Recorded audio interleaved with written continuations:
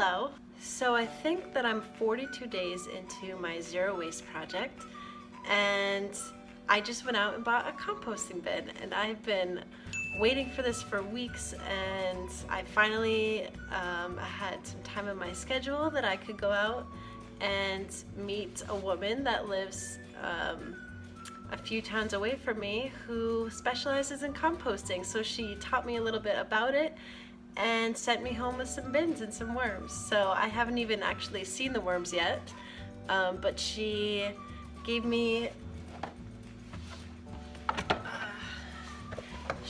some material to put in the bin and get it started. So here are my new little worm friends. So this is the husks that's inside of the inside of a coconut. And I'm really glad that they use this instead of peat moss, because peat moss is just unsustainable. I was happy to see that she used this. So she gave me 2 of these. They're 8 quarts each.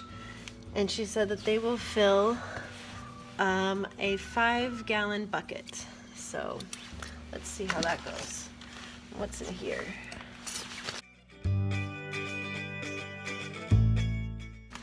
All right, so in here we have some dryer lint and shredded pieces of paper.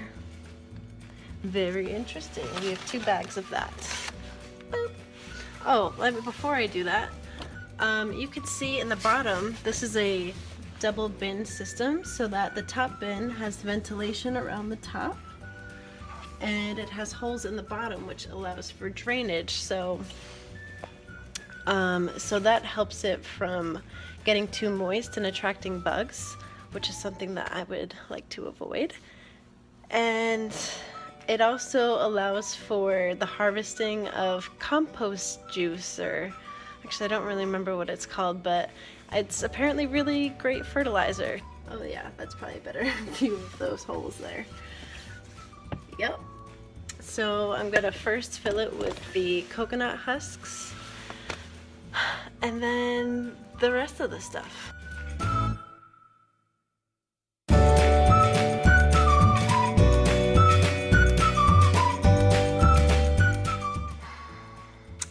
Okay, so during the process of trying to break up the coconut coir, my phone died because it's too chilly in the garage, I guess, for it.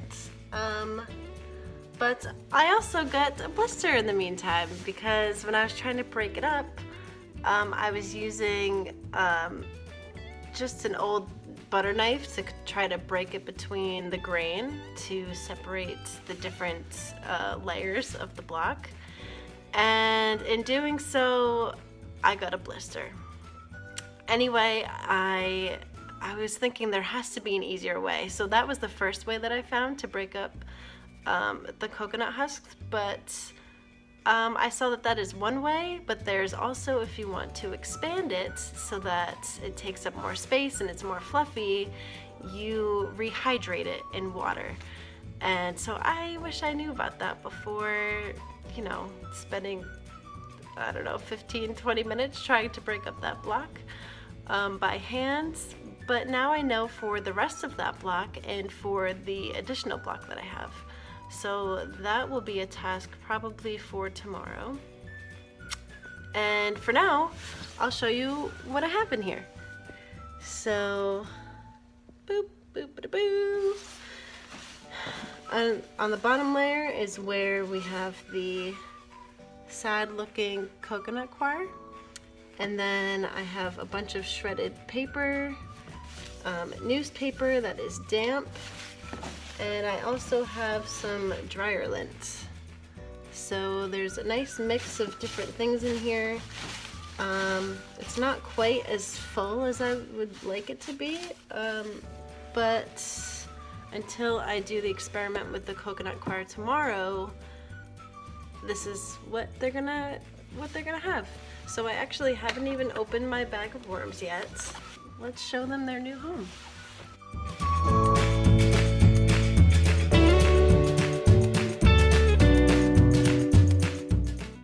Look at them.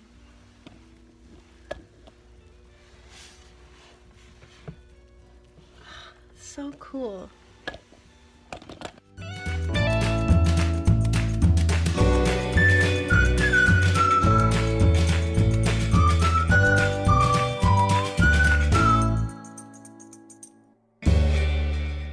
Hello! So it's been a few days since I started developing my worm bin, and I kind of just let them be for a few days. I put a bunch of food scraps in there,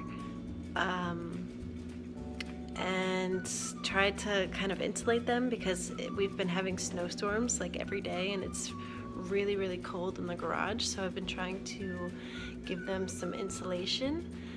But they're doing really well, and every time I've checked on them so far, aside from after the first night, they've been moving every time, which is great, and I can tell that they've been eating a little bit, which is a good sign. I was told that it can take a few days or even weeks to get acclimated to a new environment and start eating and acting like their normal selves and doing what they'll typically do. And so I'm happy to see that they're actually, eating the food that I put in there. So I'm gonna show you kind of what it looks like. So before I picked all this up, this is basically what it looked like. It's only filling not even half of the bin up, probably about a third. This weekend I will be expanding the coconut coir, so that will expand their bedding up to at least half, to fill half of the bin. So this is just tissue paper, newspaper, we've got some coffee filters, oh, I made a stew, and so these are just pieces of carrots and things, and this is an avocado peel or skin. This is a turnip and just all kinds of random things. So there's my little wormy friends.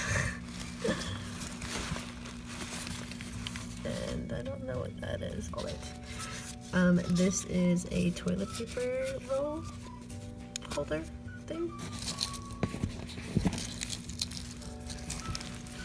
Yeah, you can see him kind of squirming around a little bit.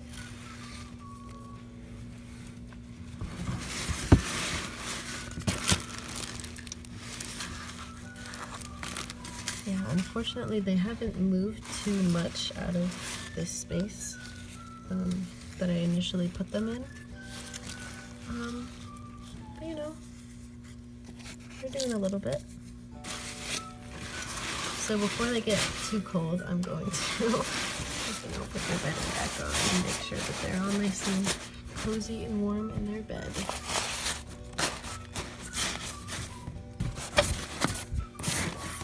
But that's basically how they're doing. I wanted to give you a little bit of an update after a few days to see how things are progressing. It doesn't smell or anything, which is something that we were all kind of worried about. I think that is because I've been putting in enough bedding, and I've just been very cautious not to put, I don't eat meat, so I haven't been putting any meats in there, which is definitely a no-no. I haven't been putting in anything, any dairy, anything oily or anything like that. So I've been very cautious of what I actually do put in there. And anytime I do put in something that's really wet, I put in a lot of extra bedding and newspaper and all kinds of stuff. So it helps to balance their little ecosystem that they have in there. And I can't wait until all of my food scraps and toilet paper rolls and whatever else I put in there, coffee filters, turn it into soil that I can use for my garden in the spring. So yeah, I'm happy that things are working out. So I haven't addressed the fact that I chopped all my hair off and dyed it my now natural color. I used to be bleach blonde. But now, since I'm getting older, my hair's been getting darker, I guess. I don't know. In the summer, it tends to get a little bit lighter, but this is about what my natural color is now, which is really weird considering that I was bleach blonde all my life. But yeah, I cut it all off and I was gonna donate it, but then I started doing a bunch of research and found that like 90% of the hair that gets donated doesn't even get used because it's colored or too short or something like that, and my hair's colored, so the odds of my hair getting put into a wig are very slim, so I think what I'm actually going to do is put it in my compost pile, or maybe I'll just throw it outside and leave it for the birds. I don't know. But I still have my 12-inch long braids in my room right now, and I don't know what to do. So if you guys have any suggestions of what I could do with my hair, let me know. If I don't know, it's just kind of chilling upstairs right now. I don't think I have any more news. Oh, if you haven't already, go check out my zero waste blog that I have on my architecture website.